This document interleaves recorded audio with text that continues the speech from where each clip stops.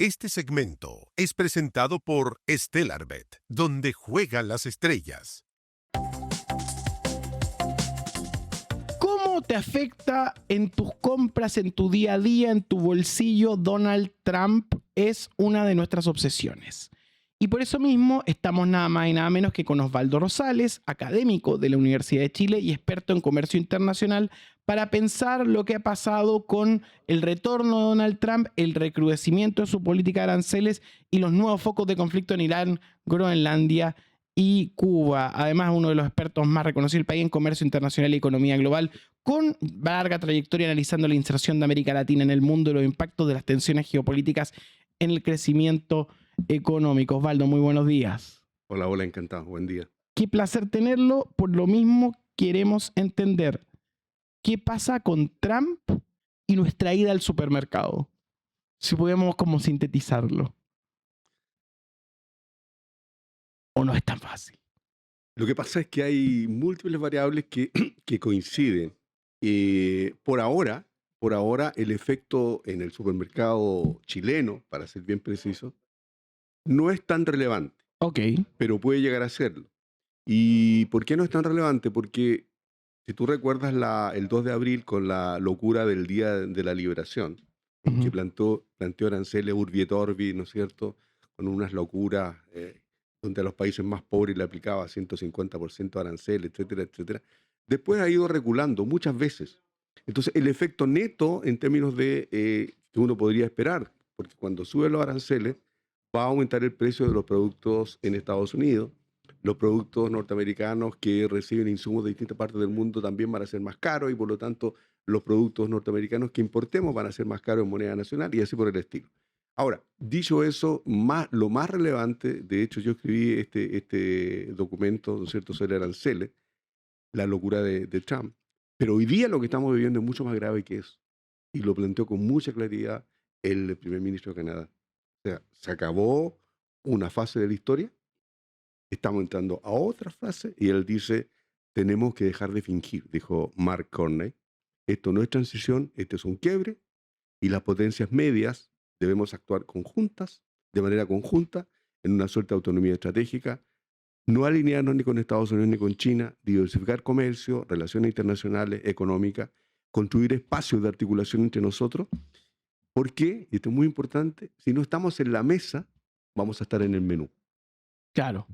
Y por lo tanto, él culmina diciendo, es hora de sacar el letrero. Una frase maravillosa, una frase tomada de un texto de Havel, que fue un intelectual checo, en serio, a propósito de lo que mencionaba, que fue presidente, el último presidente de Checoslovaquia y el primero de la República Checa, que hacía alusión al cartelito famoso ese de un verdulero que decía, que tenía un letrero que decía proletarios del mundo unidos, y él no creía en lo que resultaba ese letrero, pero sabía que tenía que ponerlo para no tener problemas. Y todo en el barrio, todos los negociantes tenían el mismo letrero y nadie creía hasta que alguien se atreve y lo saca.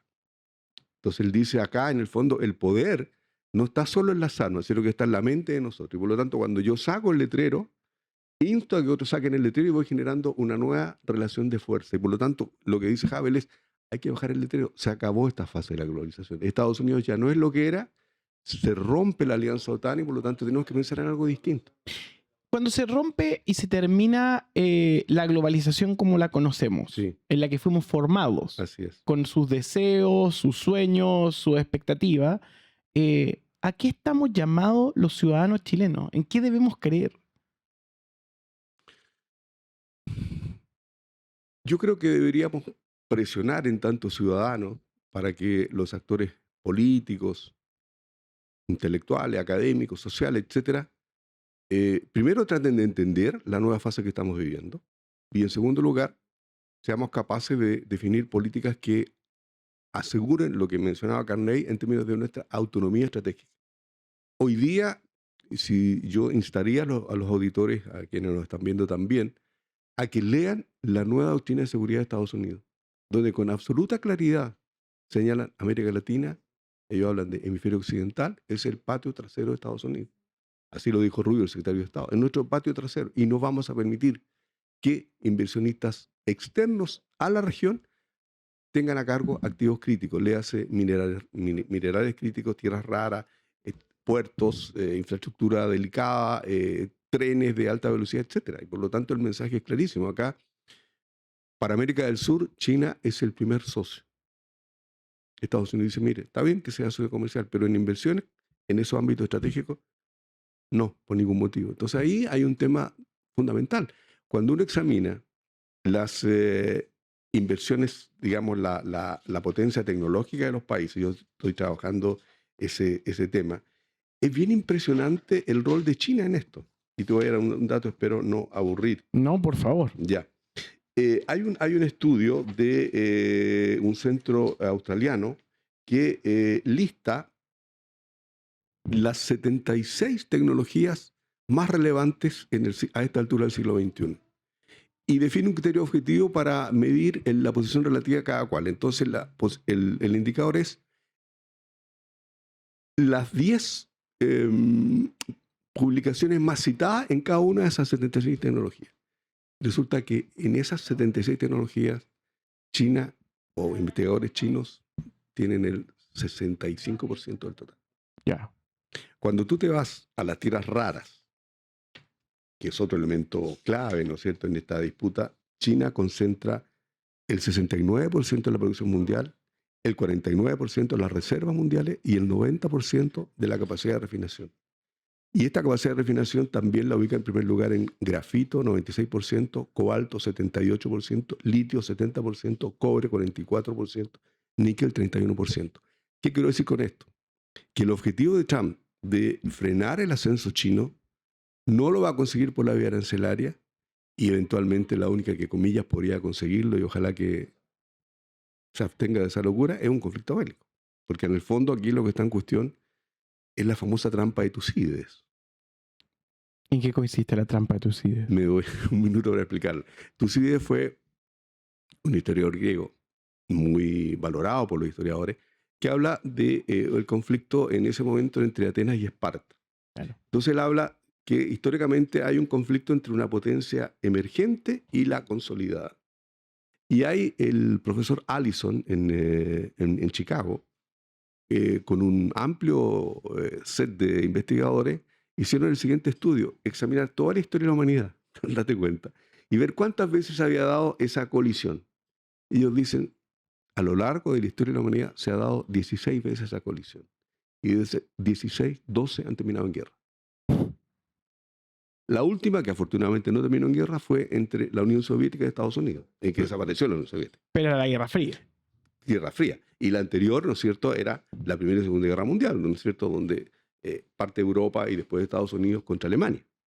Entonces, esa es la magnitud del fenómeno y por ende la política exterior tiene que ser muy pragmática, tiene que ser una política de Estado y tiene que estar absolutamente exenta de ideologismos. En ese sentido, cuando le decimos que no a los BRICS, cometemos un error. Es mejor ir a toda la fiesta. Yo creo que sí. Ahora, no es necesario, en mi opinión, ser parte de los BRICS, porque a estas alturas se ha argumentado que esto tiene que ver con el tema comercial, pero Chile tiene acuerdo con prácticamente todos los socios de BRICS. O sea, lo que tenemos que hacer es esperar una tercera posición. Digo esperar porque todavía no se ha configurado, pero es lo que se insinúa por propósito de lo de Carney. Exactamente. Ahora, yo diría que en términos de comercio, al menos en comercio, eso se va configurando. ¿En qué sentido? Está la Organización Mundial de Comercio, que Estados Unidos la viene vetando sistemáticamente, no solo con Trump, sino que desde Obama, a través de distintos mecanismos. Pero lo que está pasando ahora es que hay una búsqueda, hay conversaciones todavía informales, pero están ocurriendo entre la Unión Europea y el llamado CPTPP, o más corto, el ex-TPP-11, que son dos acuerdos gigantescos. Y la idea es un tercer acuerdo, que es el RCP, Regional Comprehensive Economic Partnership, que incluye a China, Japón, Corea del Sur, las 10 economías de ASEAN, más Australia y Nueva Zelanda. Entonces, un poco la idea es gestar una suerte de OMC 2, donde no esté Estados Unidos, porque Estados Unidos responde por el 17% del comercio mundial. Entonces la pregunta es, bueno, Estados Unidos ya no respeta las reglas, está bien, pero ese 83% podría articularse en torno a sí mismo dejando fuera a Estados Unidos. Estamos en un momento histórico donde cualquier cosa puede pasar. Y dentro de eso hay en este momento choques culturales en los Estados Unidos. Sin duda. Y hay eventos en ciernes Así es. que llaman la atención, que algunos dicen que pueden conducir a choques civiles fuertes. O puede ser que la próxima midterm, con Sí. todos los antecedentes que existen, Impeachment. pueda conducir a un impeachment. Y eso de alguna manera normalizaría a Estados Unidos. Es una probabilidad. Pero estamos en ese intermedio. ¿El problema es el intermedio? Bueno, en parte es el intermedio y aquí siempre uno acude a la famosa frase de Gramsci, ¿no es cierto? Cuando una vieja constelación de poder está muriendo, pero aún permanece, y la nueva aún no se constituye como tal, es el periodo en que surgen los monstruos. Claro. Y estamos precisamente en ese momento. Estamos en el Entonces, momento de los monstruos. así es. Y hoy día, si uno examina la prensa norteamericana, Trump está enfrentando tres fenómenos bien complicados, ¿no es cierto? Uno, el de Groenlandia, en que tuvo que desdecirse, tuvo que recular, habló finalmente en dado de un acuerdo, acuerdo que no existe. En segundo lugar está el tema de los archivos Epstein, que no puede haber cosa más grosera, más espantosa, más aberrante, que realmente lo está complicando mucho. Y en Sí, tercer porque lugar, que además tiene una característica como de conspiración y ficción que superan la realidad y supera la concepción de la absolutamente realidad, ¿no? todo. O sea, en el fondo es una constelación de supermagnates a nivel mundial que creen que pueden hacer todo y que nunca les va a pasar absolutamente nada. Eso es lo que está en cuestión. Y lo más probable, lamentablemente, es que no les pase nada. Ese es el drama. Así cuenta la historia. Ese es el drama, ¿no es cierto? Bueno, y el tercer tema es Minneapolis, Minnesota, ¿no es cierto? Donde en el fondo hay en ciernes una cuasi dictadura. Cuando uno mira la imagen y dice, bueno, ¿esto era la dictadura de Pinochet o esto era la SS y la Gestapo? Entonces, eso está haciendo que todas las elecciones que se han dado, elecciones locales, desde que asumió Trump en su segundo mandato, creo que son 8 o 9, en todas han ganado los demócratas. Incluso en la última, que es un condado de Texas. Texas es radicalmente republicano. Ganó un demócrata con una diferencia de 10 puntos en circunstancias que en la elección presidencial Trump ganó por 17 puntos en ese condado. O sea, da la impresión que eso debiera hacer reflexionar mucho a los republicanos, amén de lo que está aconteciendo ahora, lo que denunció ayer el Wall Street Journal, que le habría pasado información reservada sobre inteligencia artificial a magnates de Arabia Saudita a cambio de una jugosa comisión. Entonces, está todo ahí, sí, es la corrupción, No, lo de Trump es impresionante, pero a la gente le gusta. La gente, ¿por qué la gente es maga? Es una pregunta que da vuelta. ¿Qué Sí. seguridad le da ser maga? A ver, yo diría dos cosas. Uno, Hay un fenómeno sociológico ahí. sin ninguna duda. Ahora, le está gustando cada vez menos, ¿no? Hay una encuesta de la semana pasada, de Sí. Reuters Ipsos. Tema de migración, 53% desaprueba la política de Trump. En economía, el 56% lo desaprueba. Y en términos generales, el 58% lo desaprueba. O sea, hay un cambio bien significativo. Ahora, ¿cuál es el origen de MAGA? Bueno, el origen de MAGA tiene que ver con que, a ver, para decirlo brevemente, una apuesta de la globalización a la Reagan era que Estados Unidos, ¿no es cierto?, iba a consolidar su poder económico, financiero, tecnológico, urbi et orbi.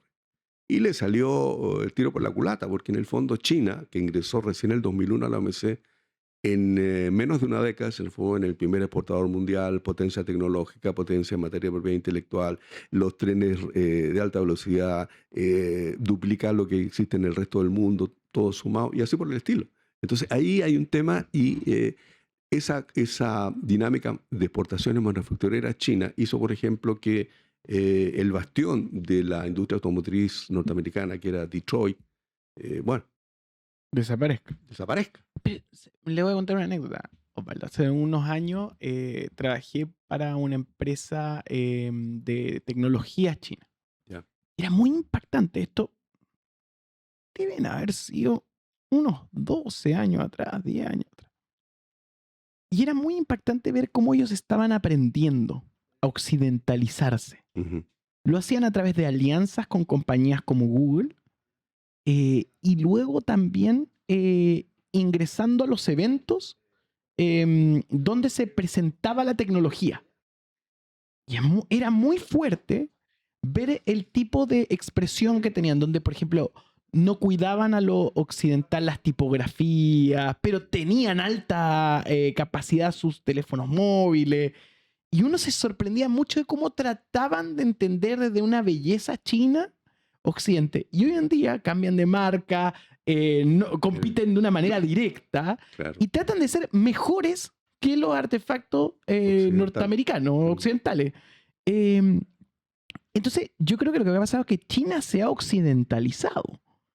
O por lo menos ha entendido que para entrar a Occidente debe hablar el idioma de Occidente. Es como con los franceses. Es muy difícil entrar con un producto cultural si no hablas francés y no entiendes su espíritu. Autoconvencimiento de la elevación. Pero dentro de esa dinámica, China ya es parte de nuestro paisaje diario. Absolutamente. Y en todo el mundo. En todo el mundo. Sin ninguna duda. Pero Estados Unidos lo fue también, con la irrupción del blockbuster en las esquinas de nuestros barrios, sí, con la globalización a través de su servicio de pizzería y comida rápida. También vivió un proceso parecido y ahora estamos viendo con China. ¿Va a haber un momento en que los dos convivan o el mundo se va a tener que decidir o los países van a tener que decidir por una u otra vía? Yo creo que esa es la trampa de Tucídides que está flotando en el ambiente. Si la fórmula con la cual la humanidad va a salir de esta vuelta histórica es a través de una combinación armoniosa, que puede tener complejidades, pero que finalmente es una suerte de complicidad, o si va a haber un conflicto. Yo diría que vamos a ir más por la primera que por la segunda, porque la posibilidad de frenar el ascenso tecnológico chino no existe sino a través de un conflicto bélico. Yo soy así de categórico. Te agregaría a propósito que en el mes de septiembre pasado, en China están incorporando un nuevo ramo en la educación básica, inteligencia artificial. Claro. Y en secundaria ya estaba de hace 2 años. Entonces, ¿tú te das cuenta de lo que significa desde primero básico inteligencia artificial? No, bueno, es cosa de ver la versión china de TikTok, que tiene otro tipo de contenido relacionado con el mundo educativo, y la versión occidental que simplemente contamina mentes. Entonces, la están haciendo bien, lo están planificando muy bien, y Occidente está en una crisis de identidad muy fuerte. Porque cuando uno ve desde la... ¿Vio, se las recomiendo, Una batalla tras otra? No. HBO Max. Muy buena, muy buena. Básicamente hace una proyección a 20 años de lo que va a seguir siendo el conflicto. La sociedad sigue siendo muy parecida estéticamente, pero trata de unos guerrilleros más progresistas que encuentran que el status quo es lo único que hay que mantener, y una sociedad en las sombras de fanáticos religiosos que viven en túneles de casas de los suburbios que básicamente tratan de imponer ideas de orden, que es lo que puede mantener el capitalismo en funcionamiento. O sea, el retorno a las catacumbas, pero ahora en el siglo XXI. Muy buena la analogía. A lo que voy es, el proyecto de izquierda occidental también está en crisis. Sí.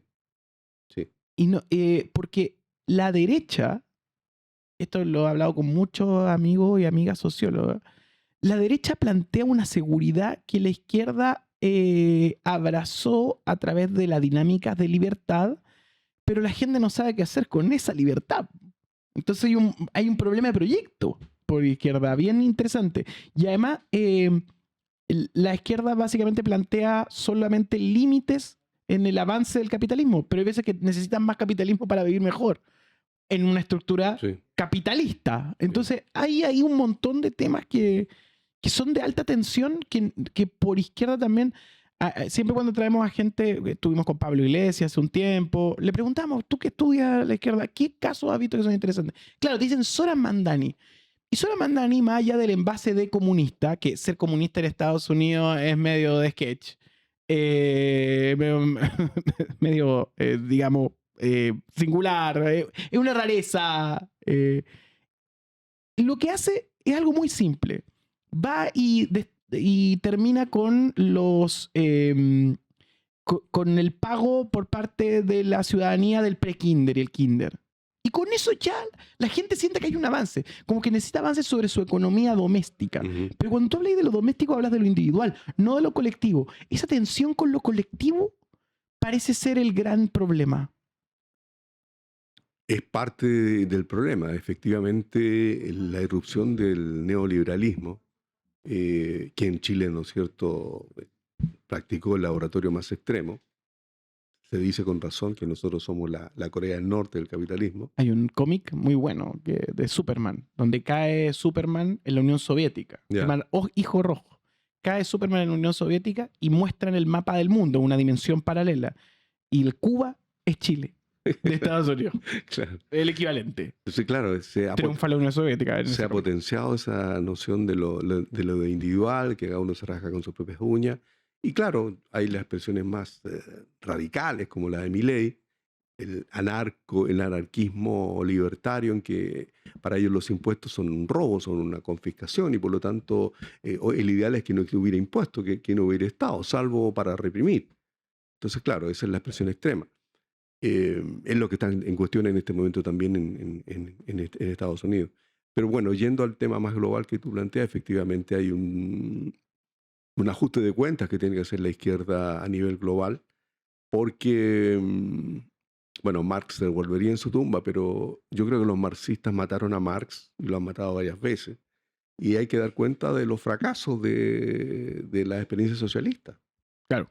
Hay que dar cuenta de eso y hay que olvidarse de la dictadura del proletariado y claro, la clase obrera, bueno, viene el cambio tecnológico y nos deja sin clase obrera. Entonces, bueno, ¿cuál es la reflexión en ese contexto? Pero ahí existe la fantasía de que China es, pero China no es. No, en absoluto. No es el mismo, no es el mismo sabor. No. China es capitalismo de Estado. Claro. China es capitalismo de Estado, con un Estado vigoroso, con un Estado planificador, con un Estado que hace bien las cosas, pero experiencia socialista, en mi opinión, yo sigo mucho este proceso, no lo veo. Claro, no funcionaron, pero no funcionan por lo humano. Yo siempre he pensado que lo humano al final somos súper... Porque de repente te dicen, no, es que los niños comparten. Los niños pelean por su juguete. Yo creo que es un problema de humanidad. Bueno, la equivocación del Che también, que pensaba en el hombre nuevo, ¿no? Al final el hombre nuevo va a estar en el paraíso, pero no acá. En Valparaíso no sé, pero en el paraíso puede estar. Claro. Así parece.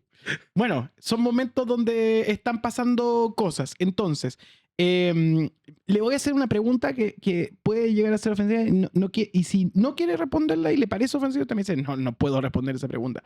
Pero la gente está en su casa diciendo, ¿en qué puedo invertir? ¿Dónde pongo la plata? Porque el fondo mutuo USA parece, después de lo que conversamos, un poco inquietante. Pero lo que voy es, ¿qué puedo hacer yo si tengo unos ahorros? ¿O qué puedo hacer yo en mi economía, entendiendo la economía del mundo en este momento? ¿O no? Mejor espera. Mira, yo tengo una crítica permanente en casa, que es mi mujer. Puede estar escuchando el programa. Porque yo vengo hace años escribiendo sobre estos temas y en particular desde el año pasado, sobre la debilidad del dólar, por las razones obvias de la política económica, la política fiscal, la política arancelaria, etcétera, etcétera. Y ella me dice, ¿por qué no invertiste en oro? Claro, efectivamente, el mensaje hoy día sería... ¿Tú sabías? Claro, pero digo, mira, a mí no me pican las manos cuando leo estas cosas, no me interesa. Pero claro, si alguien quiere hacerlo, me imagino que todavía es momento de invertir en oro, pero claro, uno nunca sabe cuándo el pico, cuándo empieza a bajar, pero efectivamente el oro, la plata y el cobre también tiene un margen de demanda especulativa, ¿no es cierto? Hay que recordar que hace 4 o 5 meses el precio del cobre estaba a $4,5 la libra, ahora está en 6,5. Sí, es brutal el cambio, es brutal. Y es probable que siga por lo menos sobre 5 este año. Entonces, claro, invierta en oro, invierta en plata, invierta en cobre. Ahí está, aparecen los metales. Muchas gracias, Osvaldo, por esta clase. Ha sido un placer escucharte. Y nada, te seguimos y estamos atentos a todas tus perspectivas. Un placer tenerte esta mañana acá en Turno en Vivo. Placer fue mío. Gracias. Muchas gracias.